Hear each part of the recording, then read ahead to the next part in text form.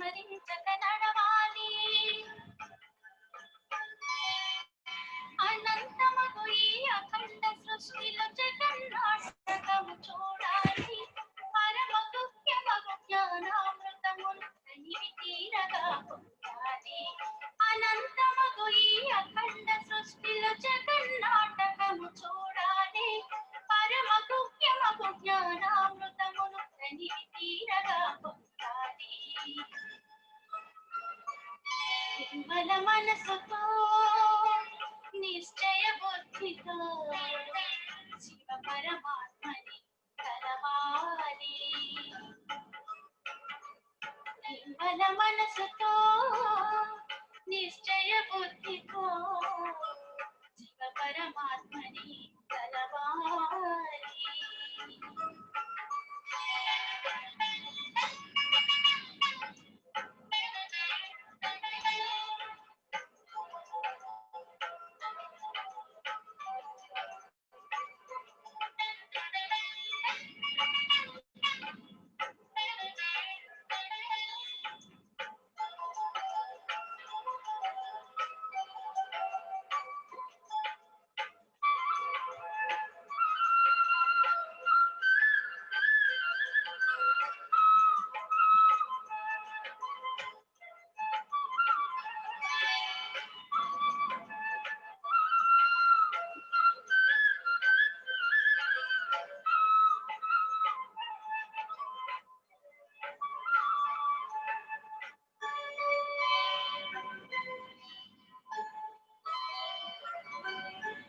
సారరహితమగు సంసారములో నిమిత్తమై నడవాలి.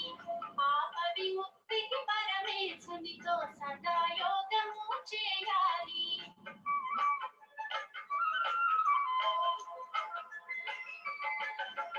సారరహితమగు సంసారములో నిమిత్తమై నడవాలి. పాప విముక్తికి పరమేశునితో సదా యోగము చేయాలి. అక్షయ పుణ్యము సాధించుటకై విశ్వ సేవనే చేయాలి. శ్రేష్ఠ భక్తకు శ్రీమతముపై దృఢ నిశ్చయముతో నడవాలి. అక్షయ పుణ్యము సాధించుటకై విశ్వ సేవనే చేయాలి. శ్రేష్ఠ భక్తకు శ్రీమతముపై దృఢ నిశ్చయముతో నడవాలి. జయముతో నడవాలి. నిర్మల మనసుతో నిశ్చయ బుద్ధితో పరమాత్మని కలవాలి. నిర్మల మనసుతో నిశ్చయ బుద్ధితో శివ పరమాత్మని కలవాలి.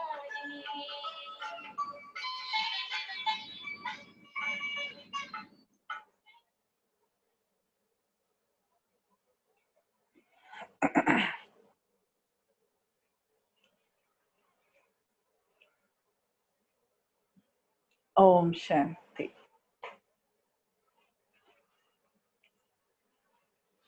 ఈరోజు మన యొక్క రాజయోగ మెడిటేషన్ లెసన్లో మన యొక్క విషయం ఈరోజు మనం 2 రోజులుగా అనుకుంటున్నాం. కర్మ ఫిలాసఫీ గురించి చెప్పుకోవాలని. అయితే ఆ కర్మ ఫిలాసఫీ ఏంటి అనేటువంటిది మొన్న కూడా మనం చూసాం. కానీ ఈరోజు దాని సారంలో మనం ఈరోజు చూద్దాం అన్నమాట. కర్మలు అనేటువంటివి ముఖ్యంగా 3 రకాలుగా ఉంటాయి అన్నమాట. కర్మ అనేది ఒక విత్తనం, ఒక బీజం అన్నమాట, సీడ్. సో దాని ఫలం అనేటువంటిది తప్పకుండా ఉంటుంది. అయితే చేసిన ప్రతి కర్మకి ఫలితం తప్పకుండా ఉంటుందన్నమాట. అది 3 రకాలుగా ఏమంటారంటే, ఒకటి సుకర్మ, ఇంకొకటి వికర్మ, ఇంకొకటి అకర్మ అంటారు. అకర్మ అంటే ఏంటి, వికర్మ అంటే ఏంటి, సుకర్మ అంటే ఏంటో ఇప్పుడు చూద్దాం. అయితే అకర్మ సుకర్మ అనేది ఫస్ట్ తీసుకున్నట్టయితే, సుకర్మ అనేది శ్రేష్ట కర్మ కింద చెప్తారనమాట. అంటే మనం చేసేటువంటి కర్మ కరెక్ట్‌గా ఆహ్, పరమాత్ముడు చెప్పినట్టుగా కరెక్ట్‌గా అన్నమాట. అంటే దాంట్లో ఇంకెటువంటి బలహీనతలకి వశమై చేసేది కాదు. పూర్తిగా శ్రేష్టమైనటువంటి సంకల్పంతో చేసినటువంటి కర్మ సుకర్మ అనబడుతుంది. దాని యొక్క రిజల్ట్ సుఖం అన్నమాట. సుకర్మ ద్వారా సుఖం లభిస్తుంది. ఆ తర్వాత వికర్మ అంటే వికర్మ అంటే వికారాలకి వశమై చేసేటువంటి కర్మ. అంటే కామ, క్రోధ, లోభ, మోహ, అహంకారము, ఈర్ష్య, ద్వేషము, ఇవన్నీ అసూయ, ఇవన్నీ ఏవైతే ఉన్నాయో వీటికి వశమై చేసే కర్మలన్నీ కూడా వికర్మల కింద చెప్పబడతాయన్నమాట. సో దీన్ని వికర్మ అంటారు. వికర్మల ద్వారా దుఃఖము, దాని రిజల్ట్ ఏంటంటే దుఃఖము, బాధ, జబ్బులు అన్ని ఇంకా దుఃఖం అనుకోండి. ఆ తర్వాత అకర్మ అంటే పుణ్యము లేదు, పాపము లేదు. సుకర్మ ఈస్ పుణ్యకర్మ, వికర్మ ఈస్ పాపకర్మ, అండ్ అకర్మ ఈస్ నో పుణ్యము, నో పాపం అన్నమాట. ఇలా ఈ 3 రకాలుగా కర్మలుంటాయి. అయితే కర్మల యొక్క రిజల్ట్ అనేటువంటిది ఇట్ డిపెండ్స్ అపాన్ ద కర్మ అన్నమాట. కొన్ని కర్మల యొక్క రిజల్ట్ వెంటనే కనిపిస్తుంది. కొన్ని కర్మల యొక్క ఫలితం రావడానికి సంవత్సరాలు పట్టొచ్చు. ఒక్కోసారి జన్మలు కూడా పట్టొచ్చు. ఈ జన్మది ఇంకో జన్మకి, ఇంకో జన్మది ఇంకో జన్మకి కూడా రావచ్చన్నమాట. అలా అంత సమయం తీసుకుంటుంది. కొన్ని వెంటనే రిజల్ట్ వచ్చేస్తా ఉంటాయి. అందుకని కొందరేమనుకుంటారంటే, వాళ్ళు మా దగ్గర ఒకరున్నారండి, వాళ్ళసలు ఎన్ని పాడు పనులు చేస్తారు. అయినా గూడా వాళ్ళు బానే ఉన్నారు. వాళ్ళు హ్యాపీగానే ఉన్నారు. మరి మేమేమో ఎంతగా అసలు ఎవ్వరిని కష్టపెట్టకుండా, ఎంత న్యాయంగా, ధర్మంగా నడుచుకుంటూ ఉంటాము. అయినా కానీ మాకెందుకిన్ని సమస్యలు, ఎందుకింత దుఃఖము అని ఈ రకంగా అనుకునే వాళ్ళు కూడా ఉంటారనమాట. దానికి రిజల్ట్ ఏంటంటే, దానికి ఆన్సర్ ఏంటంటే, మనం చిన్న కథ విందాం. ఆ కథ ఆధారంగా మనకి చాలా విషయాలు స్పష్టమవుతాయి. అందులో ఏంటంటే, ఇద్దరు వ్యక్తులనమాట. ఇద్దరు వ్యక్తులు ఇలా రోడ్డు మీద నడుచుకుంటూ వెళ్తారు. స్నేహితులే అనుకోండి. ఆ ఇద్దరు కలిసి వెళ్తూ ఉన్నప్పుడు అతను అందులో ఒకతను చాలా న్యాయంగా, ధర్మంగా అంటే ఒక హానెస్ట్ పర్సన్ అనుకోండి. ఆ పక్కన ఉన్న అతను డిజానెస్ట్ అన్నమాట. అస్సలు ఏది పట్టించుకోడు. ఏది తోస్తే అది చేసేయడం. మన సుఖం ఫస్ట్, తర్వాత మిగతా అందరిది అని ఆ రకంగా ఆలోచించేటువంటి ఎవరేమైపోతే మనకేంటి, మనం మంచిగుంటే చాలు అనేటువంటి ధోరణి అన్నమాట. అలాంటి వ్యక్తిత్వం కలిగిన వ్యక్తి ఇంకొకరు. అయితే ఇద్దరు కలిసి ఇలా వెళ్తూ ఉంటే సడెన్‌గా చాలా అంటే ఆయన ఒక రాగా చెప్తూ వచ్చేవాడనమాట. చూసావా నువ్వంత అసలు న్యాయం, ధర్మం అంటావన్నీ ఏం లేదు. మన మనసులో ఏది తోస్తే అది చేసుకుంటూ పోవడమే. అసలు ఇవన్నీ ఏమీ లేవు. న్యాయం, ధర్మము, సుఖము ఇవన్నీ మనం తయారు చేసుకున్నవి. మనం ఎలా అనుకుంటే అలా చూడు నేను హ్యాపీగా లేనా? నేను ఎన్ని పాడు పనులు చేస్తుంటాను. అయినా గూడా నేను మంచిగానే ఉన్నాను గదా! నువ్వే అనవసరంగా కష్టపడుతూ ఉంటావు. ఇది చేయకూడదు, అది చేయకూడదు అని చెప్తావు అని చెప్పేసి అంటారనమాట. అలా అంటూనే అదే లెక్చర్ ఇస్తూనే ఉన్నాడు. అలా వెళ్తూ ఉంటే ఈ డిజానెస్ట్ పర్సన్ యొక్క దృష్టి వచ్చేసి అక్కడ పడిపోయిన ఒక పర్స్ పైన పడిందనమాట. ఆ పర్స్‌ని ఈ డిజానెస్ట్ పర్సన్ చూసాడు ఫస్ట్ కాబట్టి ఆయన ఏమంటాడంటే, నేను చూసాను కాబట్టి ఇది నాకే చెందుతుంది. ఇది నాదే అని చెప్పేసి అతనేం చేస్తాడంటే దాన్ని నాదే అని చెప్పి తీసేసుకుంటాడు. అయితే ఆనెస్ట్ పర్సన్ పాపం ఆయనేం అనరు. సరే ఇంక నువ్వు చూసావు కాబట్టి నీదే అని ఊరుకుంటాడు. అలా ముందుకు వెళ్తున్న కొద్దీ ఇంకా ఏమవుతుందంటే, ఈ ఆనెస్ట్ పర్సను పాపం అలా నడుస్తూ కాలు కొంచెం మడతబడి పాపం పడిపోయాడు కింద. పడిపోయి కాలు ఫ్రాక్చర్ అయిపోయింది. ఫ్రాక్చర్ అయిపోయేసరికి అప్పుడు అతను అంటాడనమాట. చూసావా నువ్వు న్యాయం, ధర్మం అన్ని అనవసరమైన విషయాలు మాట్లాడుతా ఉంటావు. చూడు నీకేమో కాళ్ళు పూర్తిగా ఆ! ఇలా మోల్డ్ అయిపోయి నీకిప్పుడు ఫ్రాక్చర్ అయిపోయి నువ్వు నడవలేని పరిస్థితి. నువ్వు న్యాయం అయితే నీకిలా జరగద్దు గదా!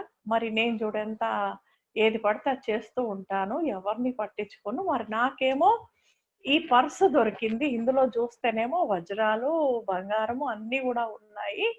అంటే ఇక్కడ చూడండి దీన్ని బట్టే తెలుస్తుంది అసలు ఇవన్నీ ఏమీ లేవు. అందుకే హ్యాపీగా ఉండు. అసలేం పట్టించుకోకు ఇవని చెప్తూ ఉంటాడనమాట అతను. అయితే ఈ కథలో ఏం చెప్తారంటే చిత్రగుప్తుడు, ధర్మరాజు పైనుంచి చూస్తారు ఈ సంఘటనని. చూసి ధర్మరాజు అడుగుతారు చిత్రగుప్త, "ఇది ఏంటిలా? వీళ్ళకెందుకిలా జరిగింది? నువ్వేమన్నా సరిగ్గా లెక్కలేస్తున్నావా లేదా? ఏమన్నా తేడా వస్తున్నాయా?" అని అంటారంటారు. అప్పుడు చిత్రగుప్తుడు పేజీలు వెనక్కి తిరిగేసి చూస్తారు. ఏమనంటే అప్పుడు వాళ్ళ కథ చూస్తే ఈ డిజానెస్ట్ పర్సన్ ఎవరైతే ఉండేనో ఈయన పూర్వ జన్మలో చాలా చాలా దానాలు, ధర్మాలు అన్నీ చేసి అసలు ఎంత అంటే వేరే వాళ్ళ గురించి ఆలోచించి సమాజ సేవ అని, ఇదని, అదని చాలా చాలా భక్తి, భావన అన్నీ గూడా పెట్టుకొని జీవిత కాలమంతా కూడా చేసి, చేసి, చేసి ఆయనకేంటంటే ఎంత చేస్తున్నా కూడా ఆయనకి తెలియలేదు. రిజల్ట్ వెంటనే కనిపించకపోయేసరికి ఏమైంది? ఆయన చేశాడు. జీవిత కాలమంతా చేశాడు. కానీ ఆఖరికి ఆఖరి రోజుల్లో ఆయనకి ఇంకెవరు సహాయం లేకపోయేసరికి అప్పుడు ఆయన డిసైడ్ అయిపోయాడు. ఇంకా అసలు నేను ఈ న్యాయం, ధర్మం అని ఏమి పట్టుకోను. నాకెలా పడితే అలా ఉంటాను నేను. ఎందుకంటే నాకేం పనికొచ్చాయి ఇవి అని ఒకలాగా ఆయన కర్మల పైన ఆయనకి నమ్మకం లేక కర్మలని పాడు చేసుకుంటాడు. సో, ఎందుకంటే అంతిమ సమయంలో ఎలాంటి స్థితిలో ఉంటే నెక్స్ట్ జన్మ అదే ఉంటుంది గాబట్టి, అప్పుడు ఈయనకి ఈ ఈ ఈయన గతి ఏంటి అంతిమ స్థితిలో అంటే శరీరం వదిలే సమయంలో ఈయనంతా అన్యాయము, అక్రమాలు ఇవి ఇలాగే ఇంక నేనిలా బ్రతుకుతానని చెప్పేసి డిసైడ్ అయిపోయాడు. కొద్ది సమయంలోనే ఆయన దేహం చాలించుకొని మళ్ళీ వేరే జన్మ తీసుకున్నాడు. కానీ పుట్టుక నుంచి అవే బుద్ధులు. ఏమని? అన్యాయం, అక్రమాలు ఇవన్నీ చేయాలి. ఇవన్నీ ఎలా చేస్తే అలా అంతే అని అలా రఫ్‌గా ఉండడం అనేది ఆయన ధోరణి అయిపోయిందనమాట. ఆయన సంస్కారం. ఎందుకంటే శరీరం వదిలే టైంలో ఏ స్థితిలో ఉంటే నెక్స్ట్ జన్మ అదే ఉంటుంది కాబట్టి. ఆ తర్వాత ఇక్కడ ఏం జరిగిందంటే మరి ఎవరైతే హానెస్ట్ పర్సన్ ఉన్నారో మరి ఆయన సంగతి ఏంటి అంటే ఆయనేమో ముందు జన్మలో చాలా చాలా డిజానెస్ట్ పర్సన్ అన్నమాట. అందరికి అన్యాయం చేయడం, దుఃఖపెట్టడం, అందరికీ కూడా అరాచకాలు అన్నీ చేసి చేసి దొంగతనాలు, భ్రష్టాచారమైన పనులు చేసి చేసి అలసిపోయి అసలు వీటిలో ఏమీ తృప్తి లేదు.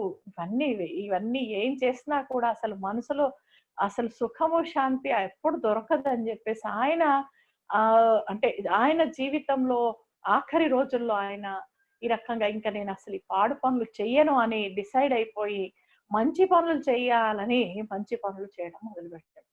అలాంటి సమయంలోనే ఆయన గూడా శరీరం వదిలిపెట్టి మళ్ళీ పుట్టాడు. పుట్టేసరికి ఆయనకి పుట్టుక నుంచి అవే బుద్ధులు, మంచి బుద్ధులు. ఎందుకంటే ఆయన అలా డిసైడ్ అయిపోయాడు కాబట్టి, ఆయన మంచిగుండాలనే ఆలోచనే పెట్టుకున్నాడనమాట. అలా అందుకని ఆయన మంచిగున్నాడు. అయితే మరి ఈయనకేమో బంగారము ఇవన్నీ వజ్రాలు దొరికాయి. ఆయనకేమో దెబ్బ తగిలి పడిపోయాడు. కాళ్ళు బెణికింది, ఫ్రాక్చర్ అయింది.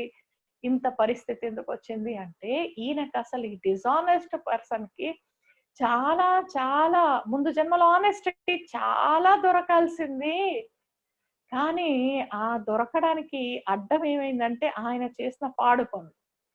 ఆ పాడు పనుల వల్ల చేసిన మంచి పనులన్నీ ఫినిష్ అయిపోయి ఆయనకి చిన్న పర్సుతో సరిపెట్టుకోవాల్సొచ్చింది. లేకపోతే ఎంతో దొరకాల్సింది. మరి ఇక్కడి ఆనెస్ట్ పర్సన్‌కి అసలు ఎంతో శిక్ష పడాల్సింది. కానీ ఆయన చేసుకున్న మంచి కర్మల కారణంగా అదంతా మంచి కర్మల యొక్క బలం పెరిగి, ఆ పాప కర్మ యొక్క శిక్ష ఏదైతే చాలా శిక్ష పడాల్సింది. కానీ ఆయనకి చిన్నగా అలా కాలు బెనకడంతో ఆహా! సరిపోయిందనమాట. ఆ శిక్ష తగ్గిపోయిందని చెప్తారు. అంటే ఇలా చూసినట్టయితే నిజంగా అసలు కర్మలు చాలా చాలా గుహ్యమనమాట. అందుకని ఎవరికి ఎందుకు ఎలా జరుగుతుంది అనేది మనం ఏం చెప్పలేము. వాళ్ళు ముందు ఎవరెవరు ఏం చేసుకున్నారో మనకేం తెలీదు. కాబట్టి ప్రతి ఒక్కరు కూడా కర్మలని నమ్ముకోవడం అన్నమాట. ఇంకొక విషయం చెప్తా. ఒక వ్యక్తికి ముగ్గురు స్నేహితులన్నమాట. ఆ ముగ్గురు స్నేహితులు ఎప్పుడు ప్రాణ స్నేహితులుగానే ఉండేవారు. ఒకరిని వదిలిపెట్టి ఒకరు ఎప్పుడు ఉండేవారు కాదు. అలాంటి చాలా సన్నిహితమైనటువంటి స్నేహం వాళ్ళది. అయితే ఒకసారి అంటే ఒక వ్యక్తికి ముగ్గురు స్నేహితులు. అయితే ఈ వ్యక్తికి ఏం జరిగిందంటే కోర్టులో కేసు పడిందంటారు. కోర్టులో కేసు పడేసరికి ఆయనకేం చెప్పారంటే, "నువ్వు ఆ క్షణంలో ఎక్కడున్నావు అని నీ తరఫున ఎవరైనా వచ్చి సాక్ష్యం పలికితే, సాక్ష్యం చెప్తే నువ్వు నిర్దోషిగా నిరూపించబడతావు" అని చెప్తే, ఓహో! దానికేముంది, నేనెప్పుడూ నా ముగ్గురు స్నేహితులతోనే ఉంటాను కదా అని ధైర్యంగా మొదటి స్నేహితుడి దగ్గరికి ఎళ్ళిపోయాడు. ఎళ్ళిపోయేసరికి మొదటి స్నేహితుడు ఏమన్నాడంటే, విని ఏమంటాడంటే, "అవునా! ఇలా జరిగిందా? అయ్యో! ఇలా జరగకూడదసలు. ఎందుకు నీకిలా జరిగింది?" అని చెప్పి అంతా అన్న తర్వాత ఆఖరికంటాడు, "అసలు నేను నిజంగా చెప్పాలంటే నేను నీ తరఫున కోర్ట్‌లో సాక్ష్యం చెప్పడానికి నేను పనికిరాను. లేకపోతే నేను రాలేను" అని అంటాడన్నమాట.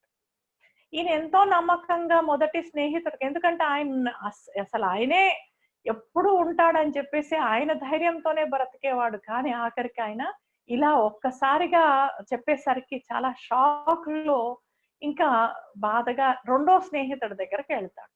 రెండో స్నేహితుడి దగ్గరికెళ్ళేసరికి ఆయనేమంటారంటే, రెండో స్నేహితుడు, "అయ్యో! అయ్యో! నీకింత అన్యాయం జరిగిందే, ఇలా జరగద్దే, నువ్వెందుకిలాగా, నీకు ఇలాంటి పరిస్థితొచ్చింది" అన్నీ మాట్లాడతాడు. అయ్యయ్యో! అది ఇది అన్నీ మాట్లాడతారు. నాకెంత బాధగా ఉందని జెప్తాడు. కానీ, నేను గూడా నీ తరఫున సాక్ష్యం చెప్పలేను అంటాడన్నమాట. ఇంకా ఆయనింకా నిరుత్సాహపడిపోయి ఆఖరికింక మూడో స్నేహితుడి దగ్గరికెళ్తాడు. మూడో స్నేహితుడు ఏమంటాడంటే మొత్తం విన్న తర్వాత, "ఓహో! ఇదా విషయము? ఇంక నువ్వేం మాట్లాడొద్దు. నువ్వేంటో నాకు తెలీదా? హ్మ్. నేను నీతో ఉన్నానంటే ఇంక నువ్వేం ఆలోచించే అవసరం లేదు. నిన్ను పూర్తిగా నిర్దోషిగా నిరూపించి బయటకి తీసుకొచ్చే బాధ్యత నాది" అని చెప్తారనమాట. అప్పుడు ఇంకా దీన్ని బట్టి చూస్తే చూడండి, అసలైన స్నేహితుడు ఎవరంటారు? తప్పకుండా ఆ మూడో స్నేహితుడనమాట. అలాగే మనకి కూడా ఈ ముగ్గురు స్నేహితులు ఉన్నారండి. ఆ ముగ్గురు స్నేహితులు ఎవరు అనే విషయానికొస్తే, మొట్టమొదరు ఫస్ట్ ధనం అన్నమాట. ఏదైనా పరిస్థితి ఇప్పుడు చూడు, మనిషి ప్రాణం పోయిందనుకో, ఫస్ట్ డబ్బు వదిలిపోతుంది. డబ్బు ఇక్కడే వదిలేసి ఎళ్తాం. మనం ఏం తీసుకెళ్ళం. సో, డబ్బు మన తోడుగా రాదు. హ్మ్. ఆ తర్వాత రెండో స్నేహితుడు అయ్యో! అయ్యో! అన్నాడు. అంతా అయ్యో! అయ్యో! అంటే కోర్ట్ వరకొస్తాను గానీ, కోర్ట్ లోపలికి రాలేనని చెప్పారు. అంటే ఈ చుట్టాలందరూ ఎక్కడి వరకొస్తారు? మన సంబంధీకులంటే శ్మశానం వరకొస్తారు గానీ, ఆ పైనైతే మన తోడుగా రారు. ఆ పైన ధర్మరాజు యొక్క కోర్టులో మాత్రం వచ్చేది ఆ మూడో స్నేహితుడే. ఆ మూడో స్నేహితుడు ఏంటి, ఎవరు అంటే మనం చేసుకున్న మంచి కర్మ. ఆ కర్మనే మనల్ని ఎక్కడికెళ్ళినా మన తోడుగా ఉంటుంది. అదే మనల్ని నిర్దోషిగా నిరూపిస్తుంది. మనకి సంపూర్ణ సుఖాన్ని అందిస్తుందన్నమాట. ఎందుకంటే మనము సుఖమిస్తే మనకి సుఖం దొరుకుతుంది. దుఃఖమిస్తే ఏమంటారు ఇక్కడ పరమాత్మ మహావాక్యాల్లో అయితే దుఃఖితులై చనిపోతారు. అందుకని ఎవ్వరిని కూడా దుఃఖపెట్టడం అనేది వికారాల వల్లనే జరుగుతుంది చూడండి. లోపల కామమున్నా దుఃఖపెట్టడమే, క్రోధమున్నా దుఃఖపెట్టడమే, లోభమున్నా దుఃఖపెట్టడమే, ఆ! మోహమున్నా దుఃఖపెట్టడమే, అహంకారమున్నా దుఃఖపెట్టడమే. ఇంకా వీటి పిల్ల జల్ల చాలా మంది ఉన్నాయి లెండి. ఈ వికారాల యొక్క పిల్లలు వంశం చాలా పెద్దది. కానీ ముఖ్యంగా మనం వీటిని తీసుకుంటున్నాం ఈరోజు. అయితే వీటికి వశమై ఉన్నప్పుడు వ్యక్తి తప్పకుండా దుఃఖమే ఇస్తారనమాట. ఈ పెట్టడం వలన మనిషి తనకే దుఃఖం తయారు చేసుకుంటున్నాడు. ఎందుకంటే ప్రతి కర్మ 360 డిగ్రీస్ చుట్టూ తిరిగి మళ్ళీ మన ముందుకే వస్తుంది కాబట్టి, మరి ఈ రోజు నేను ఎటువంటి కర్మ చేయాలి? కర్మ is not just by actions. వేరే వాళ్ళకి మానసికంగా దుఃఖపెడితే మానసిక దుఃఖం మిగులుతుంది. మాటలతో దుఃఖపెడితే దుఃఖపడే మాటలు మనకి వినాల్సొస్తుంది. కర్మల్లో దుఃఖపెడితే అటువంటి దుఃఖమయమైన పరిస్థితులు స్వయం కోసం తయారు చేసుకుంటున్నాం అనమాట. మరి it is in my hand. నేను ఏమి నా కోసం నా భవిష్యత్తు తయారు చేసుకుంటున్నాను అనేది నా చేతుల్లో ఉంది. And this is the one of the best option ఏంటంటే నా అదృష్టంని నేనే తయారు చేసుకుంటాను. సో పుణ్యకర్మ, సుఖ పెట్టే కర్మ అనేది ఎలాంటిదంటే పుణ్యకర్మ is like deposit in the bank అన్నమాట. పాపకర్మ అంటే విత్ డ్రాల్ అనుకోండి, లేకపోతే ఇంకా లోన్ తీసుకున్నట్టే అన్నమాట. అయితే ఈ పా కానీ ఈ రోజుల్లో చూస్తే డిపాజిట్స్ ఏమీ లేవు. అన్ని లోన్లు. ఒక్కసారి అన్నీ ఎత్తుకుపోతుంది బ్యాంక్ వచ్చేసి లోన్లు తీసుకుంటూ ఉంటే. అలా ఈరోజు బ్యాంక్రప్టసీ కాబట్టి అందరూ కూడా ఎలా ఉన్నారంటే ఖాళీగా అయిపోయి దివాళా తీసినట్టే. అందుకే చింత, భయము ఇవన్నీ తెలియకుండా చూస్తే నిజంగా ఏమీ లేదు, అన్ని బాగున్నాయి. కానీ ఎందుకు అలా అంటే లోపల ఆత్మ యొక్క అదృష్టం అనే బ్యాంకులో డిపాజిట్స్ లేవు. ఎంతమంది నిజంగా మనల్ని దీవెనలు ఇస్తారు, ఎంతమంది తిట్టుకుంటారు. ఇది కూడా మనకి డిపాజిటే అన్నమాట. ఎంతమంది మనల్ని తిట్టుకుంటారో అదంతా విత్‌డ్రాలే అన్నమాట ఇంకా. అందరూ మనకి దీవెనలు ఇస్తున్నారంటే ఆటోమేటిక్‌గా ఫుల్‌గా ఉంటే ఎలా ఉంటారు? హ్యాపీగా ఉంటారు, సంపన్నంగా ఉంటారు, మొఖాలు వెలిగిపోతూ ఉంటాయి. అయితే ఈ యొక్క బ్యాంక్ బ్యాలెన్స్ మరి పాస్‌బుక్ ఎక్కడ అంటే ఇదండి పాస్‌బుక్. ఆ! చేతులు చూపించుకుంటారు గదా! వెళ్ళిపోయి. ఊరికే పాస్‌బుక్ చూస్తూ ఉంటే పాస్‌బుక్‌లో జమా ఖాతా పెరగదు గదండీ! డిపాజిట్ జేయాల్సుంటుంది. ఈ రోజుల్లో ఏం జేస్తా ఉంటారు, ఊరికే పాస్‌బుక్ తీసుకెళ్ళి వాళ్ళకి, వీళ్ళకి చూపిస్తూ ఉంటారు. నా పాస్‌బుక్‌లో ఎంతుంది చెప్పండి, నా పాస్‌బుక్‌లో సుఖం ఉందా, నా పాస్‌బుక్‌లో సమస్యలు ఎప్పటి వరకు ఉన్నాయి, అన్నీ నువ్వు తయారు జేసుకున్నవే. మరి కావాలంటే మార్చుకునే ఆప్షన్ గూడా నీకుంది. దానికోసం ఈ రోజు నుండి బ్యాంకు నుంచి డబ్బులు తీయడం మానేయాలి. అంటే ఏంటంటే విత్‌డ్రాల్స్ అనేటువంటివి అంటే ఎటువంటి పాపకర్మ సూక్ష్మంగా కూడా పొరపాట్లు కానీ, పాపకర్మలు కానీ చేయడం ఆపేసి ఇంకా పుణ్యకర్మ చేయడంలో బిజీ అయిపోవాలన్నమాట. పుణ్యకర్మ చేసుకుంటూ పోవడమే అదృష్టాన్ని తయారు చేసుకోవడము. జమా ఖాతా వేస్తూ పోతున్నాం. ఆటోమేటిక్‌గా గీతలు మారిపోతాయి చెప్పండి కొన్ని రోజులకి. నిజంగా గీతలు మారతాయి. మీరు చేసి చూడండి. మీ అదృష్టం మారిపోతుంది. ఈరోజు దుఃఖపడుతున్నాను, టెన్షన్ పడుతున్నానంటే తప్పకుండా నేను పాస్ట్‌లో పొరపాట్లు చేశాను, తప్పుడు పనులు చేశాను. మరి ఈ రోజు నుంచి నేను సుఖం కావాలనుకుంటే కర్మ మారాలి. ఊరికే సుఖం భగవంతుడు కూడా ఇవ్వలేరు. భగవంతుడు కూడా ఇదే చెప్తారు. మీరు మీ యొక్క కర్మ మార్చుకుంటేనే మీకు సుఖం. కర్మ అనేది మన అదృష్టాన్ని రాసుకునే పెన్ను లాంటిదన్నమాట. మరి నా అదృష్టాన్ని నేను మంచిగా రాసుకోవాలంటే పెన్ను లేకుండా ఎలా రాసుకుంటాము? అందుకని మంచి కర్మ అనేటువంటిదే పెన్ను. దాంతో నేను నా అదృష్టం అనే గీతని ఎంత పొడవుగా గీసుకోవాలనుకుంటే అంత పొడవుగా గీసుకోవచ్చు. దానికి ఎవ్వరు ఆపేదే లేదు. ఎందుకంటే ఇవన్నీ చాలా సూక్ష్మమైనటువంటివి. ఈ బ్యాంకునైతే ఎవరు దోచుకొని కూడా దాచుకోలేరండి. ఎందుకంటే ఇది పుణ్యకర్మ యొక్క ఖాతా. ఈ ఖాతాని ఎవ్వరూ కూడా తగ్గించలేరు. ఏ రకంగా కూడా. అందుకని పరిస్థితులకి వశమై మనం ఏ రకమైన పాపకర్మ చేసి మన బ్యాంక్ ఖాతాని తగ్గించుకోకూడదు. అయితే ఇందులో ఇంకొక విషయం మనం గ్రహించాల్సింది ఏంటంటే ప్రతి కర్మ మనం ఒక విత్తనం అనుకున్నాము. ఎలా అంటే చిన్నగా కొత్తిమీర పెట్టామనుకోండి, ఏమవుతుంది వెంటనే రిజల్ట్ కనిపిస్తుంది. అదే మీరు టెంకాయలు పెట్టారనుకోండి, సంవత్సరాలు వెయిట్ చేసిన తర్వాత రిజల్ట్ వస్తుంది. ఇందాక అనుకున్నట్టుగా సో ఎవరైనా పాపకర్మ చేస్తున్నారంటే వాళ్ళకి ఇవాళ కాకపోయినా రేపు ఉంటుంది. కానీ మనము మరి టెంకాయలు పెట్టామేమో మనం కూడా కొంచెం వెయిట్ చేసి చూడాలి దాని రిజల్ట్ వచ్చేంత వరకు. దాంట్లో ముఖ్యంగా కావాల్సింది పేషెన్స్ అండి. కొందరేంటంటే పేషెన్స్ లేకుండా రోజు ఇలా ఇప్పుడు విత్తనం పెట్టి రోజు దాన్ని తవ్వేసి మళ్ళీ చూసేసి, మళ్ళీ తవ్వేసి, మళ్ళీ చూసి ఎంతొచ్చింది ఆఖరికి అసలు అది ఫలాన్ని ఇవ్వదన్నమాట. అసలు అది స్ప్రౌట్ అవ్వదు, మొక్క కూడా రాదన్నమాట. అంటే రోజు చూస్తా ఉంటే ఇంకా దాంట్లో ఏమో బలం ఉంటుంది. అందుకని విత్తనం కర్మ అనేది చూడండి ఎలా విత్తనం భూమి లోపలికి వెళ్ళిపోయి గుప్తంగా ఉంటుంది. అలా మనం పుణ్యకర్మ చేస్తే కూడా గుప్తంగా ఉంచితేనే దాని ఫలం అనేటువంటిది, దాని వృక్షం అనేటువంటిది మనకి వచ్చి దాని ఫలం మనకు లభిస్తుందన్నమాట. దాంట్లో మళ్ళీ షో ఆఫ్ చేశారనుకోండి పోతుంది. చేసుకున్నదంతా పోతుంది. అందుకని ఏమంటారు, నేకీ కర్ దరియా మే డాల్ అంటారు.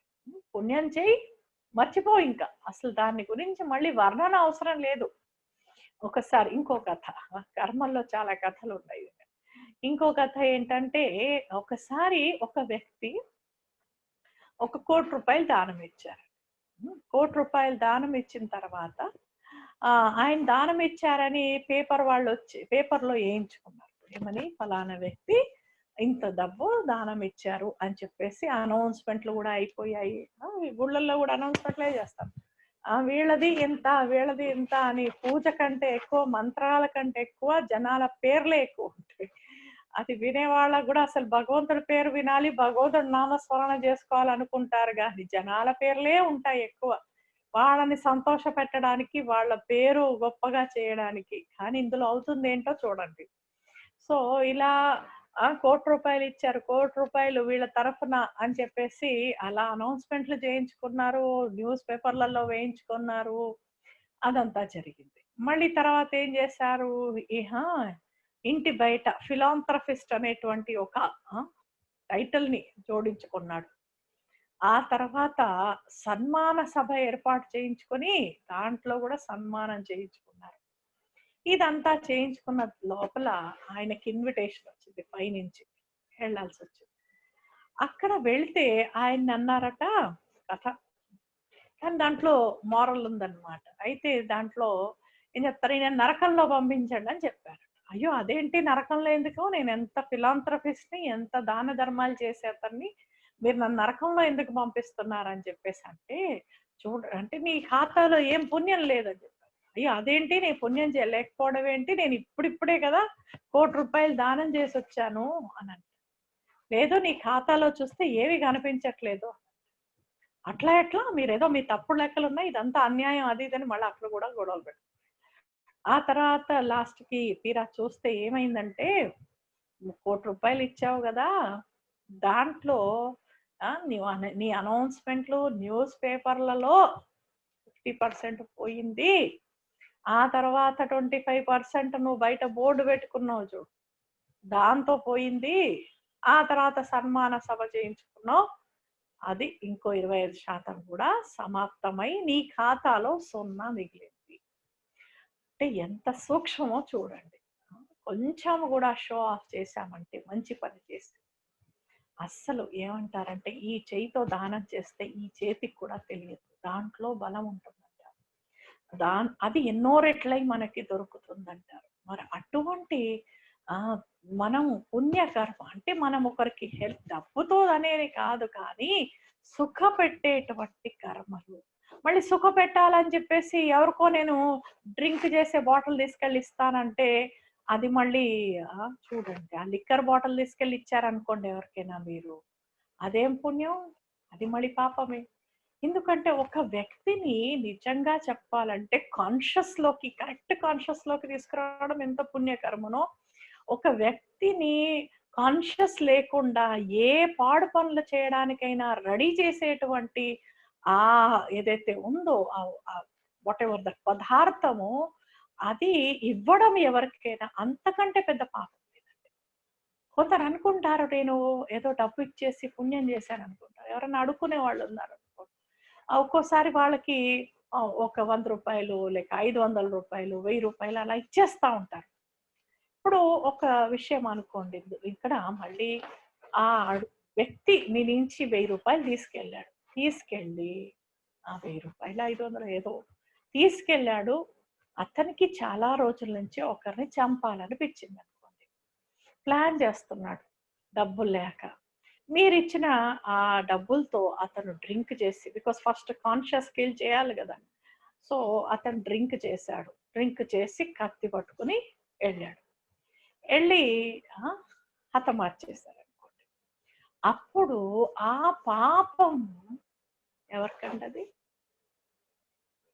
ఆ పాపం ఎవరికి? ఆ పాపం చేయడానికి అతనికి ట్రిగ్గర్ చేయడం అనండి, లేకపోతే అతనికి హెల్ప్ చేసింది ఎవరు? మనం డబ్బు ద్వారా చేసాం.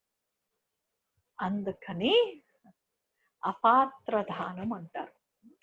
ఇలాంటి వాళ్ళకి డబ్బులిచ్చి, ఒకటి మనం తెలియకుండా పాపాలు చేయడం, ఇంకొకటి వేరే వాళ్ళకి డబ్బులిచ్చి మరీ పాపాలు కొని తెచ్చుకోవడం అంటే ఇదే. అందుకని ఇలా ఎవరికి పడితే వారికి మనం కష్టపడి మన డబ్బుని వేరే వాళ్ళకి ఇవ్వడం అనేది చాలా చాలా కేర్ఫుల్ గా ఉండాల్సిన అవసరం ఉంది. ఎందుకంటే ఆ వ్యక్తి ఆ డబ్బుని తీసుకొని వెళ్ళి పూర్తిగా అక్యురేట్ గా మంచిగానే వాడుకుంటాడని ఏం గ్యారంటీ అండి? కావాలంటే మీరు భోజనం పెట్టండి, డైరెక్ట్ గా మీరే వస్తువులు తీసుకెళ్ళి ఇవ్వండి. కానీ డైరెక్ట్ గా డబ్బు ఇచ్చారనుకోండి, వాళ్ళు దాన్ని ఎలా వాడుకుంటారో తెలియదు. ఒకసారి సోషల్ ఎవరైతే ఆర్గనైజేషన్స్ ఉంటాయో వీళ్ళందరూ కలిసి ఒక కాన్ఫరెన్స్ చేస్తూ ఉంటే, బ్రహ్మకుమారిస్ హెడ్ క్వార్టర్స్ లోనే ఒక కాన్ఫరెన్స్ అవుతూ ఉంటాయి అన్నమాట. అక్కడ కొందరు ఈ విషయాలు చెప్పుకొస్తూ ఉంటే విని నిజంగా ఆశ్చర్యం అనిపించింది అనమాట. వాళ్ళందరూ బ్లాంకెట్లన్నీ చాలా బ్లాంకెట్లు తీసుకెళ్ళి ఆ గుడిసెల్లో అందరికీ పంచారట. పాపం చలికాలంలో చలి ఎక్కువ ఉందని చెప్పేసి. పంచితే మళ్ళీ మరుసటి రోజు చూస్తే అందరూ బ్లాంకెట్లు తీసుకెళ్ళి అమ్మేసుకొని ఆ డబ్బుతో తాగొచ్చి పడుకున్నారు. చూడండి. అంటే ఏ రకంగా అసలు ఎవరిని నమ్మాలి? ఈ రోజుల్లో ఎందుకంటే అవసరం కంటే అలవాటే ఎక్కువైపోయిందండి. ఆ అలవాటుకి మనము అనవసరంగా దాంట్లో మన భాగం కూడా, మన పర్సెంటేజ్ కూడా. అందుకని ఇలాంటి కర్మలు చాలా చాలా అటెన్షన్ లో ఉండాల్సిన అవసరం ఉంది. ఏ కర్మ పుణ్య కర్మ, ఏ కర్మ పాప కర్మ, ఏ కర్మ అయితే కామానికి వశమై, క్రోధానికి వశమై, నా వాళ్ళనుకొని చేస్తాం, అహంకారంతో చేస్తాం, అన్ని పాపపు ఖాతాలోనే వెళ్ళిపోతాం. ఇలా చూస్తే నిజంగా పుణ్యకర్మలు ఎంత ఉన్నాయి అని చూస్తే ఇప్పుడు మనం వద్దాం నిన్నటి ఆ లెసన్ లో ఏంటంటే, అసలు ప్రతి జన్మలో మనం చూసాము సత్యయుగంలో ఎటువంటి కర్మలు ఉండేవి. ఈ సత్యయుగం అనేటువంటి స్వర్గంలో పూర్తిగా పుణ్యకర్మ. ఇక్కడ సంగమ యుగంలో ఇక్కడ సంగమ యుగంలో పురుషార్థం చేసి శ్రేష్ఠ కర్మలు చేసి పూర్తిగా పుణ్యం జమ చేసుకున్నారు కాబట్టి స్వర్గంలోకి వెళ్ళారు. మళ్ళీ స్వర్గంలో ఎటువంటి పుణ్యం ఉండదు, పాపం కూడా ఉండదు. పుణ్యం ఎందుకు ఉండదంటే ఎవరు దుఃఖితులు లేనే లేరు కదా వాళ్ళకి హెల్ప్ చేయడానికి. ఎవరు అలాంటి నిరుపేద స్థితిలో ఎవరు లేనే లేరు వాళ్ళకి దానం ఇచ్చి వాళ్ళని మంచిగా చేద్దామని. దుఃఖము లేదు, ఆ పార్టీ లేదు, ఏది లేదు. మరి అలాంటప్పుడు మీరు చూస్తే ఏవీ లేవు కాబట్టి అక్కడ ఎటువంటి దుఃఖం అనేది లేదు కాబట్టి పుణ్యం కూడా లేదు. అందుకని అక్కడ కర్మల్ని అకర్మ అంటారు అనమాట. అకర్మ అంటే దాని చేసే కర్మ యొక్క రిజల్ట్ పుణ్యము లేదు, పాపము లేదు అనమాట. ఎలా అంటే ఇప్పుడు చూడండి, కూర్చొని ఉపవాసం చేస్తాం. నిన్న మనం జాగరణ ఉపవాసాలు అనుకున్నాం కానీ టైం అయిపోయిందని చెప్పుకోలేదు. ఉపవాసం చేస్తే ఇప్పుడు నేను కూర్చొని ఏం తినను, నాకు పుణ్యం కావాలంటే తిను, తినకపో, ఇది నీ ఇష్టం. ఇందులో పుణ్యం ఏముంది? భగవంతుడు పైనుంచి భూమిపైకి అవతరిస్తే ఆయన బర్త్డే చెయ్యాలా? ఇంకా అందరూ తినకుండా అలా కూర్చొని నేను ఇంక ఈ రోజు ఏం తినను, పడుకోను, ఇదేం పండగ అండి? భగవంతుడు భూమి మీదకి వస్తే పండగ చేసుకోవాలి. కానీ పండగ ఎక్కడ చేసుకుంటాం? శివరాత్రి రోజు ఉపవాసం. ఇప్పుడు నేను కారులో పెట్రోల్ పోయను, నాకు పుణ్యం కావాలంటే పోయకపో మీ ఇష్టం. దాంట్లో పుణ్యం ఏముంది, పాపం ఏముంది? కారు నడవదు అంతే. అలాగే ఉపవాసం అంటే నిజమైన అర్థం ఏంటంటే, ఉపము అంటే దగ్గరగా, వాసము అంటే ఉండుట. నిజమైన ఉపవాసం అంటే భగవంతుడికి మనస్సుతో దగ్గరగా ఉండి వారి గుణాలని మనము, వారి శక్తులని మనం అంటించుకోవడం. ఎవరి దగ్గర ఉంటే వాళ్ళ మాదిరిగా అయిపోతాగా. అలా పరమాత్మ స్మృతిలో ఉండి ఆయన్ని జ్ఞాపకం చేసుకుంటూ వారి గుణాల్ని మన లోపల నింపుకోవడమే నిజమైన ఉపవాసం. మరి జాగరణ అంటే రాత్రంతా పడుకోకుండా ఇంకా పాడు పనులు చేసుకుంటూ అప్పుడు జూదం ఆడడము, డ్రింక్ చేయడము, ఇంకేమేం చేస్తారో అవన్నిటికంటే కూడా హాయిగా పడుకుంటే అన్నా కొంచెం పాపాలు తగ్గుతాయి. అందుకని అంటే మేలుకోవడం అంటే ఇలా మేలుకోవడం కాదండి. మేలుకోవడం అంటే తెలుసుకోవడం. ఓహో! ఈ కర్మ పాప కర్మనా? సరే భగవంతుడు ఇప్పుడు వచ్చాడా? ఇప్పుడు సత్యయుగం వస్తుందా? అయితే నేను ఆత్మ కూడా సత్యయుగానికి వెళ్ళాలి అంటే ఇప్పుడు పుణ్యకర్మ చెయ్యాలి. కాబట్టి ఈ పాప కర్మల యొక్క ఖాతా ఈ రోజుతో సమాప్తం చేసి ఇప్పటి నుంచి నేను పుణ్యకర్మ చేస్తాననే అవేర్‌నెస్ అన్నమాట. This awareness is awakening. అందుకని తెలుసుకోవడమే మేలుకోవడము. ఇగ్నోరెన్స్ ఈజ్ స్లీపింగ్ అన్నమాట. మరి మనుషులు ఏం చేస్తున్నారు ప్రపంచంలో అంటే తింటున్నారు, పడుకుంటున్నారు. కుంభకర్ణుడు ఎవరండి? తింటున్నారు, పడుకుంటున్నారు అన్నమాట. అసలు పుణ్యం యొక్క ఖాతా ఎవరి దగ్గర లేదు. సంవత్సరం పొడవునా మీరు చూసినట్టయితే 6 నెలలు తినడం, 6 నెలలు పడుకోవడం అనుకోండి. 6 నెలలు తినడం, 6 నెలలు పడుకోవడం అంటే ఆహ్, ఒక రకంగా చూస్తే నైట్ అంతా పడుకోవడం, డే అంతా తినడం లేకపోతే తినడానికి సంపాదించుకోవడం లేక వండుకోవడం. ఇవన్నిటిని చూసినట్టయితే మీరు ఒక రకంగా కుంభకర్ణుడు మాదిరిగా తింటున్నారు, పడుకుంటున్నారు తప్ప భవిష్యత్తు చింతనే లేదు. భవిష్యత్తు ప్రిపరేషన్సే లేవన్నమాట. ఈరోజు ఒక పరిస్థితి వస్తే పుణ్యం ఖాతా ఏమీ లేదు. ఏమి ఎదుర్కొంటారు? అలాంటి కుంభకర్ణుడు యొక్క ప్రపంచం ఇక్కడ నడుస్తుంది. అయితే ఈ కుంభకర్ణుడు నిద్ర నుంచి మేల్కొని తెలుసుకొని శ్రేష్ఠ కర్మ ఏంటో దాన్ని అర్థం చేసుకొని ఆ శ్రేష్ఠ కర్మని చేసుకుంటూ వెళ్ళడం, అది ఇక్కడ చేయాల్సినటువంటి పని అన్నమాట. అయితే ఇప్పుడు పుణ్యం పూర్తిగా ఫుల్ గా ఉంది కాబట్టి పాపము నీళ్ళు కాబట్టి ఇక్కడ ఏంటంటే అకర్మాస్ అన్నమాట. ఈ సత్య త్రేతాయుగంలో కర్మలు అకర్మలుగా ఉంటాయి. ఆ తర్వాత ద్వాపరయుగం వరకు పుణ్యం యొక్క ఖాతా కూడా కూర్చొని తింటే తరిగిపోతాయి అన్నట్టుగా ఇక్కడి నుంచి ఏమవుతుందంటే ఇంకా ఖాతా అంతా ఏమి ఉండదు. కొంచెం పుణ్యం, కొంచెం సుఖం, కొంచెం పాపం, కొంచెం దుఃఖం. అంటే వైశ్యులుగా.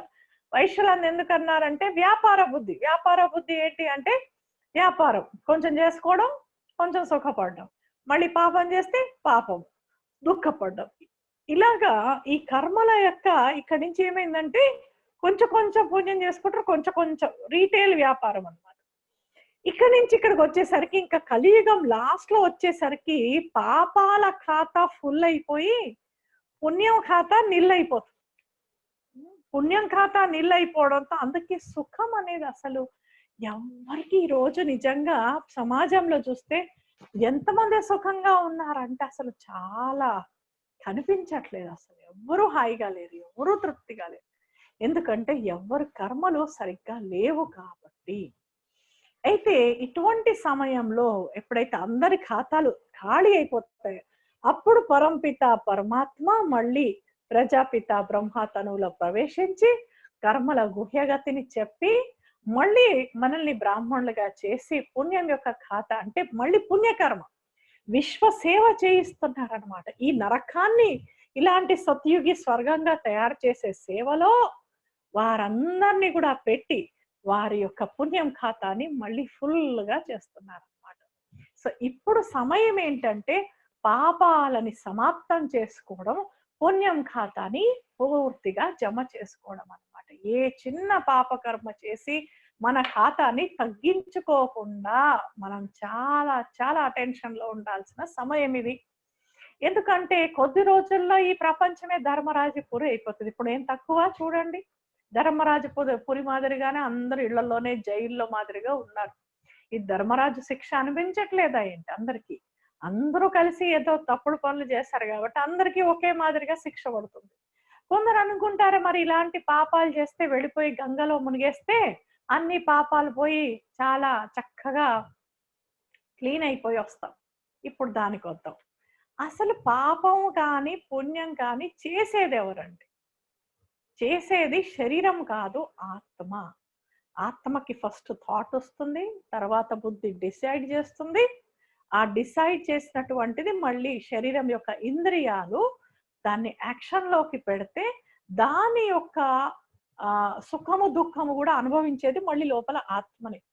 దుఃఖ సుఖాలు కూడా ఆత్మనే అనుభవిస్తుందండి. అందుకే శరీరం ఎవరైనా ఫర్ ఎగ్జాంపుల్ ఎవరైనా చనిపోయారనుకోండి, ఆ శవాన్ని మీరు చందనం యొక్క కర్రతో అయినా కాల్చండి, లేకపోతే కిరోసిన్ పోసి కాల్చండి. ఏం తెలుస్తుంది ఆ శవానికి? ఏమీ తెలియదు. అంటే శరీరానికి సుఖ దుఃఖాలు లేవు. అదే జీవించున్న మనిషిని మీరు చిన్నగా ఇలా కొట్టండి, నొప్పొచ్చేస్తుంది. ఎందుకని నొప్పొస్తుంది? కొంచెం సరిగ్గా పట్టించుకోకండి, ఫీల్ అయిపోతారు.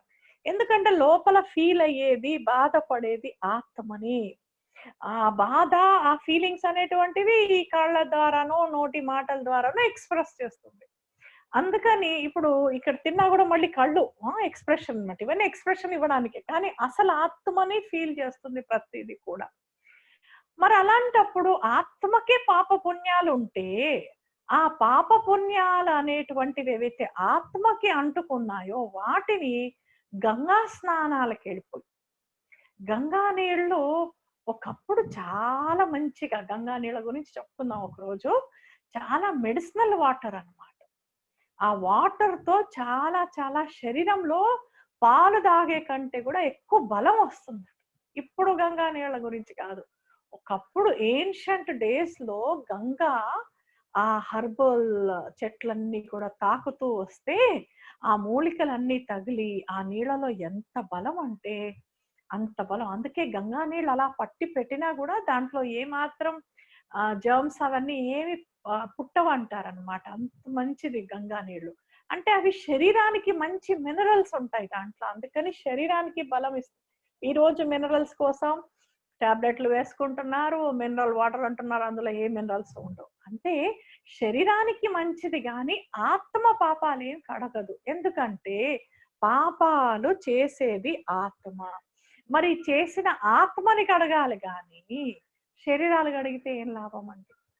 శరీరాలు ఎంత కడిగినా కూడా ఆత్మలో చేంజ్ చూడండి. అక్కడ ఒకవేళ గంగలో మునిగి వస్తే పాపాలు పోతే ఇంకెంత సింపుల్ అండి. రోజు ఒకరిని మర్డర్ చేసేయడం, వెళ్ళిపోవడం, గంగా నీళ్లలో మునిగడం, రావడం. లేకపోతే ఆ గంగా నీళ్ళే డ్రమ్ములు డ్రమ్ములు తెచ్చి పెట్టేసుకొని ఎప్పుడు అనుకుంటే అప్పుడు ఆ నీళ్లు స్నానం చేసేయడం. పోలీసు వాళ్ళు పట్టుకుంటే మా గంగా స్నానం అయిపోయిందండి, now you can't catch us అని చెప్పేసి వాళ్ళకు కూడా చెప్పేసుకోవడం.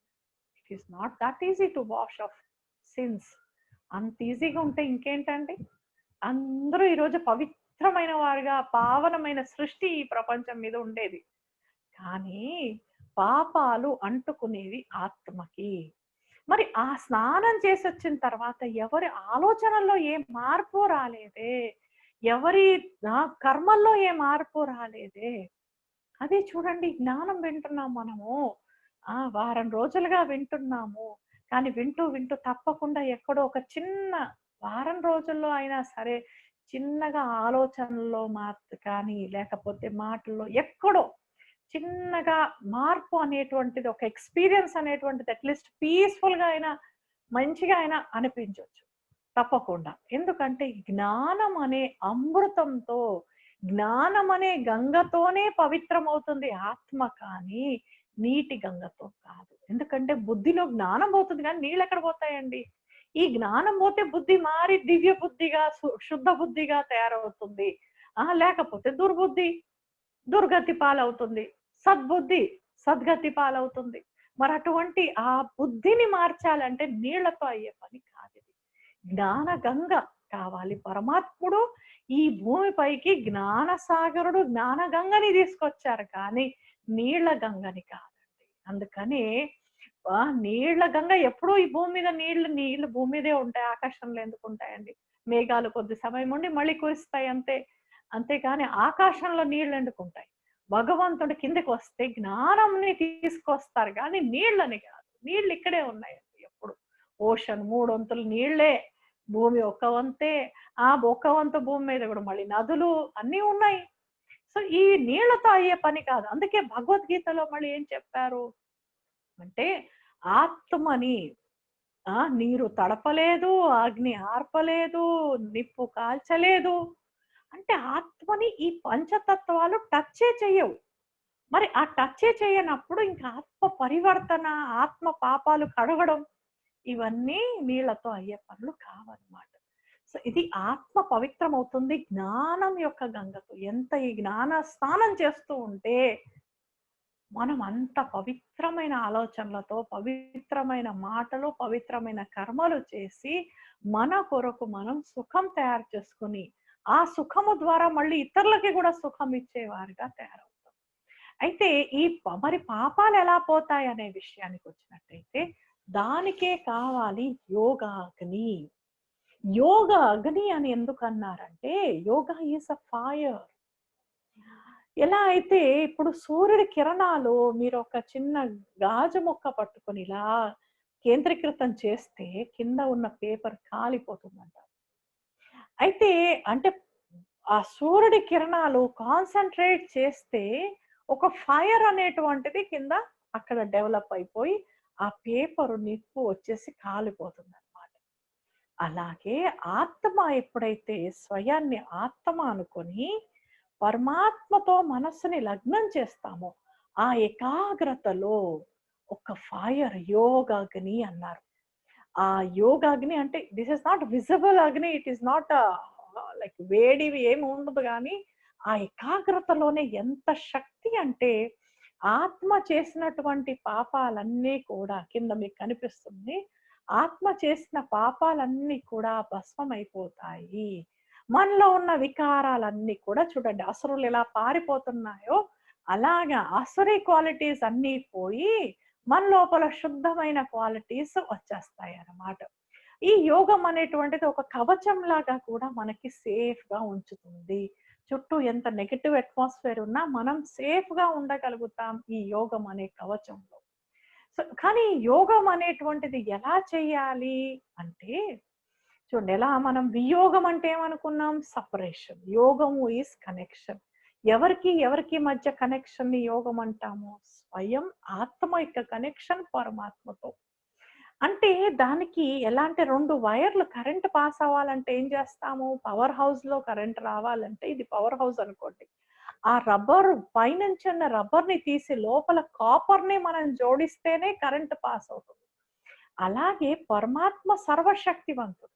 వారి నుంచి మనకి కరెంట్ రావాలి అంటే మనము వారి నుంచి అంటే ఆత్మ ఈ శరీరం అనే రబ్బర్ని దీన్ని మర్చిపోయి అసలు ఈ శరీరాన్ని ఇక్కడే పెట్టేసి నేను ఆత్మ పరమాత్మ స్మృతిలో వెళుతున్నాను, వారి శక్తిని నింపుకుంటున్నాను అని ఆత్మగా అయి ఎప్పుడైతే వారిని స్మృతి చేస్తామో అప్పుడు ఆత్మలో ఆ కరెంట్ అనేది పాస్ అయ్యి ఆత్మ ప్యూర్ అయ్యే అవకాశం ఉంది. ఎందుకంటే ఈ దేహ అభిమానం అనేటువంటి పొరలు ఉన్నాయి చూడండి, నేను స్త్రీ, నేను పురుషుడు, నేను ఫాదర్, నేను సన్, ఇవన్నీ లేయర్స్ ఎట్లాంటివంటే భగవంతుడితో క్లియర్ గా కనెక్ట్ అవ్వనివ్వవు. అందుకని ఇవన్నింటినీ మర్చిపోయి స్వయంని కేవలం నేను ఒక ఆత్మని మాత్రమే అనుకుని పరమాత్మని గుర్తు చేస్తే ఆ ఏకాగ్రత చాలా హైయెస్ట్ లెవెల్ ఆఫ్ కాన్సన్ట్రేషన్ ఉంటుంది అన్నమాట. దానికోసమే ఈ మెడిటేషన్ లో భగవద్గీతలో చెప్పినట్టుగా స్వయంని ఆత్మ అనుకొని దేహము, దేహం యొక్క సంబంధాలు, ధర్మాలు అన్నీ మర్చిపోయి స్వయాన్ని నువ్వు ఆత్మగా అనుకొని నన్ను స్మృతి చేస్తే నీ జన్మ జన్మాంతరాల వికర్మలు పాపకర్మలు భస్మమవుతాయి. చూడండి సింపుల్ గా, అంటే దేహము మర్చిపోవాలి, దేహం యొక్క సంబంధాలు, ధర్మాలు అన్ని మర్చిపోయి ఇప్పుడు వెళ్ళిపోతే మనం ఎట్లా వెళ్తాం, ఒక ఆత్మగానే వెళ్ళిపోతాం. సో అలా ఆత్మగానే వచ్చామో మళ్ళీ అలాగే వెళ్ళిపోవాలి. కాబట్టి మళ్ళీ స్వయాన్ని కూడా అలా ఒక ఆత్మ అంతే, నేను ఇంకా వేరే థాట్ లేదు.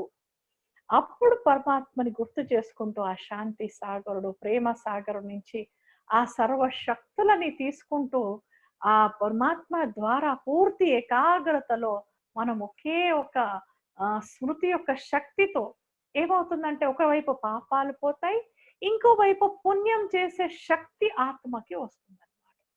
ఆ పుణ్యం చేసే శక్తి ఏదైతే ఆత్మకు వస్తుందో దాంతో ఆత్మ ఎన్నో పెద్ద పెద్ద పుణ్యకర్మలు చేయగలుగుతాం అన్నమాట. అంత శక్తి వస్తుంది. అదే నిజమైన తృప్తి. అలాగే మనకి పుణ్యం ద్వారా మన అదృష్టం అనేది గొప్పగా తయారవుతుంది. అయితే ఈ యొక్క రాజయోగ మెడిటేషన్ ని రెగ్యులర్ గా చేస్తూ ఉంటే కొన్ని పవర్స్ వస్తాయి. ఆ పవర్స్ ని ఈ రోజు చెప్పుకుందాం మనము.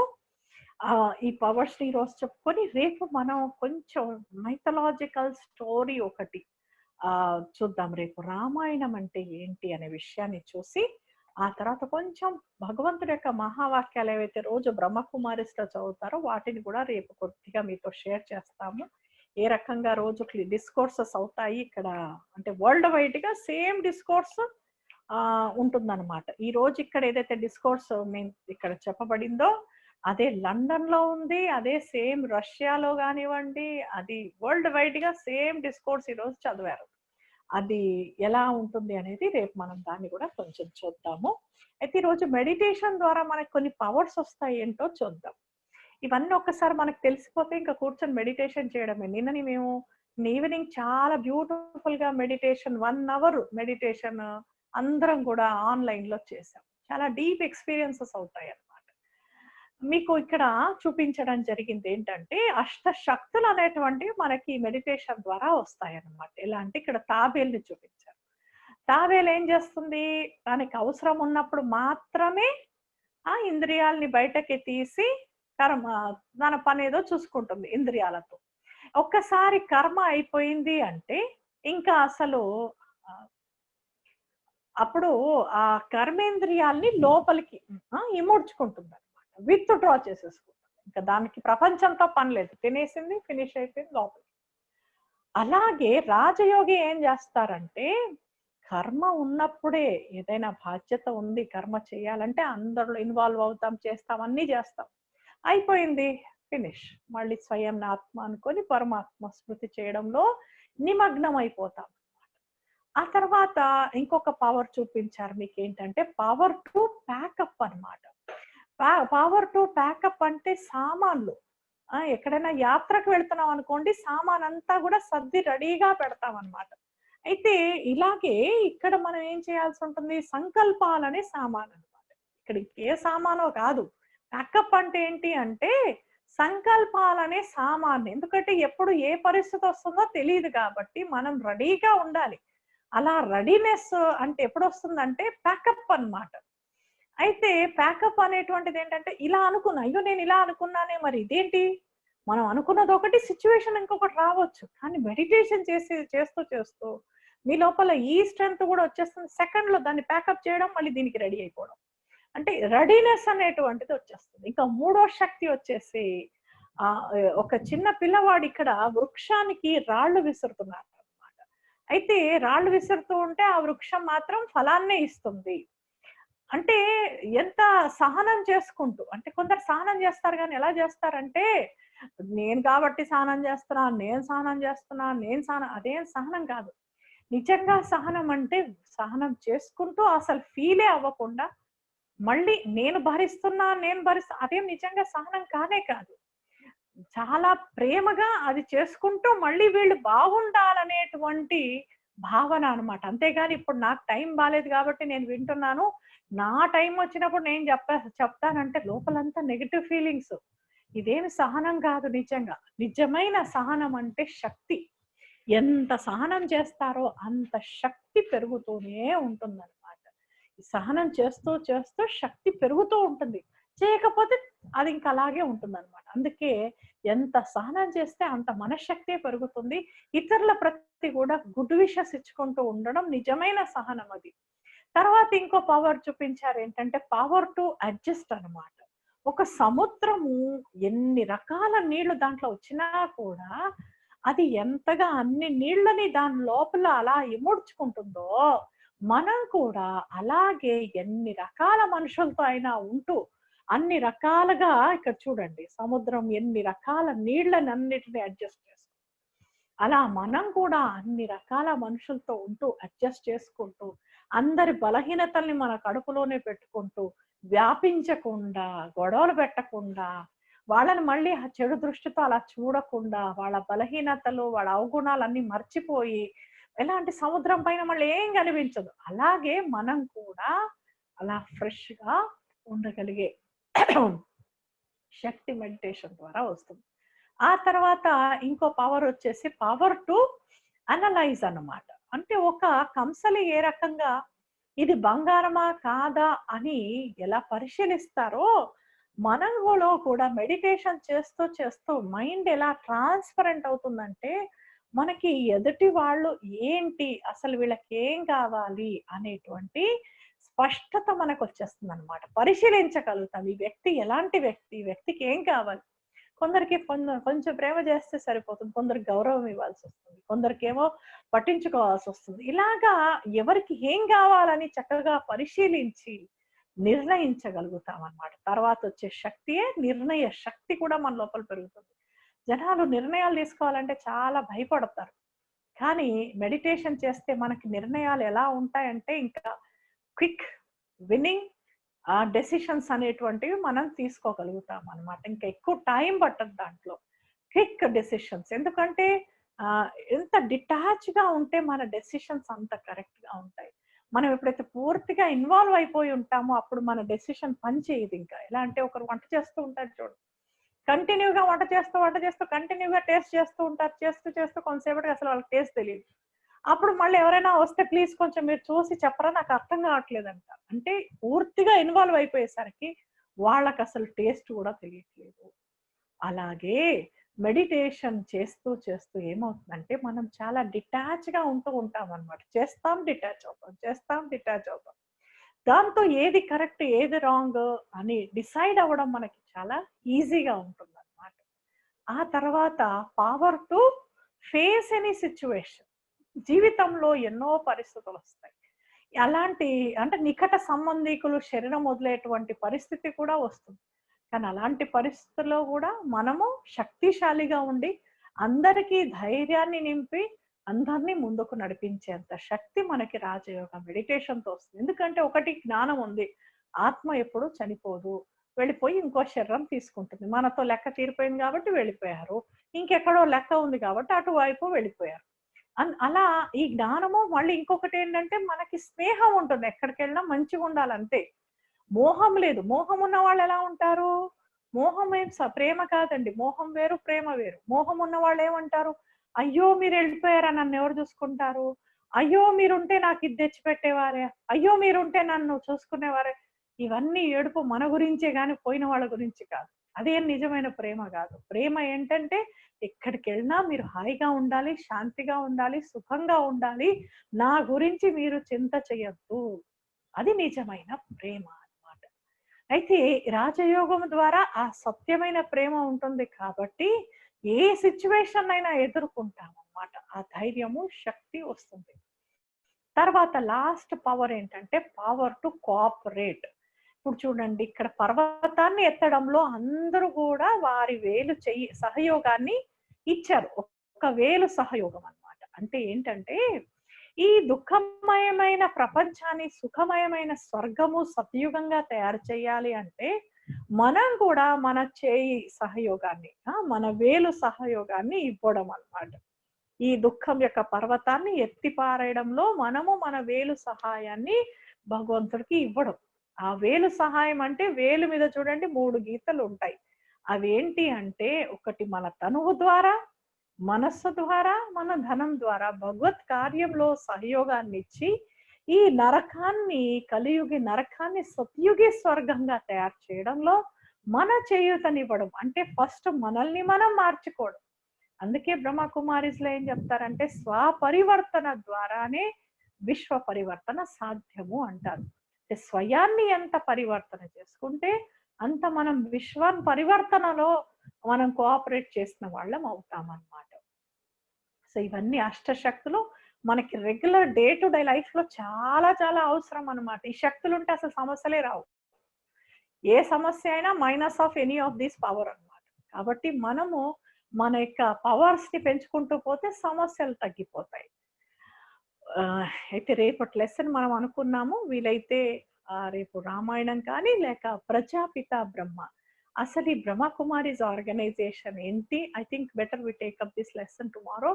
ప్రజాపిత బ్రహ్మ ఎవరు, ఈ ఆర్గనైజేషన్ ఎలా స్టార్ట్ అయింది, మేమందరం ఎవరుము, అసలు ఎక్కడున్నాము, మా జీవితం ఏంటి, ఎన్నో ప్రశ్నలు మీకు రావచ్చు. రేపు ఈ విషయాలు చెప్పుకున్న తర్వాత నెక్స్ట్ ఇంకా మళ్ళీ వేరే లెసన్స్ ఉంటాయి. I hope you have patience, enough patience to listen to all this, because 7 days అంటాం కానీ నాలెడ్జ్ ఎలాంటిదంటే ఓషన్ కాబట్టి 7 రోజుల్లోనే మనం సత్యుగి దేవతలుగా అయిపోతే ఇంకేమిటండి, చాలా ఈజీ. కానీ it is a process. And దీంట్లో ఎలా అంటే శరీరానికి భోజనం అవసరం, ఆత్మకి జ్ఞానం అవసరం అన్నమాట. ఆత్మకి జ్ఞానం అనేది పెట్టకపోతే అందుకని ఏమంటారు, గడ్డి తింటున్నారా అంటారు అనమాట. లేకపోతే అది గడ్డే తింటుంది, దానికి ఏది దొరికితే అది తింటుంది. జ్ఞానం పెడితే జ్ఞానం తింటుంది. జ్ఞానం తినడంతో మన యొక్క నిర్ణయాలు కరెక్ట్ గా ఉండి సరిగ్గా మన జీవితాన్ని పెట్టుకున్న వాళ్ళం అవుతాం అన్నమాట. అయితే రేపటి ప్రజాపిత బ్రహ్మ ఎవరు, ఏ విధంగా ఈ సంస్థ స్టార్ట్ అయింది, వారి వ్యక్తిత్వం ఎంత గొప్పది, వారు కూడా స్వయాన్ని ఎలా మార్చుకున్నారు, ఎంత పెద్ద బ్రహ్మ కుమారీస్ యొక్క మూమెంట్ వరల్డ్ వైడ్ గా ఎలా జరుగుతుంది, ఇవన్నీ విషయాల్ని రేపు మనం చూద్దాం. ఓం శాంతి. ఇప్పుడు 2 నిమిషాలు సైలెన్స్ లో ఉండి పూర్తి చేసుకుందాం. తప్పకుండా ఈ 2-3 ఇంకా 3 days, I think mostly 3 days లో ఈ ఈ కోర్స్ లెసన్స్ పూర్తయితే మనం కొంచెం మెడిటేషన్ లో ఎక్కువ టైం కూర్చోవడానికి ప్రయత్నిద్దాం. ఓం శాంతి. Now just again withdraw your attention from here and there. Relax yourself.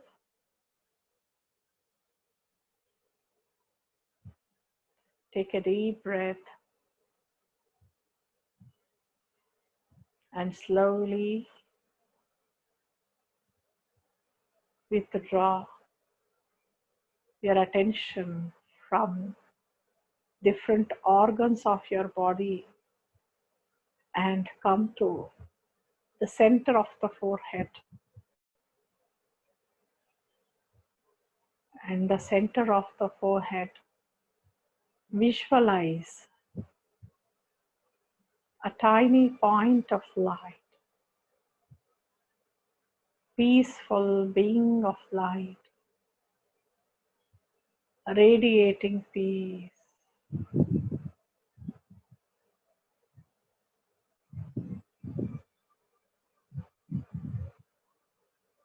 I am this soul. I am this light, being of light.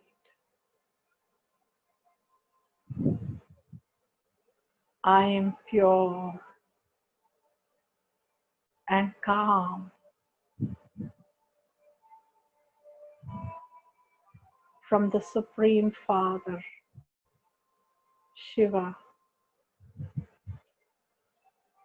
rays of peace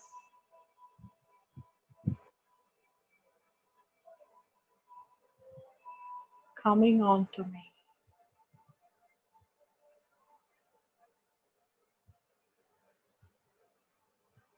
The moment God rays touched me, I am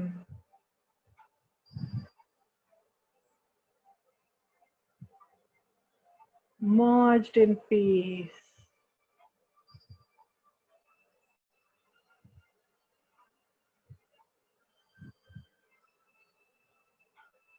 I am absorbed in peace.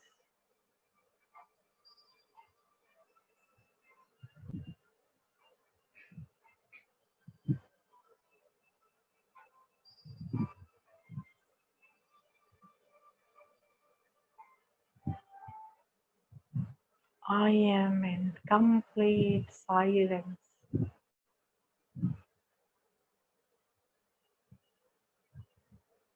I am calm.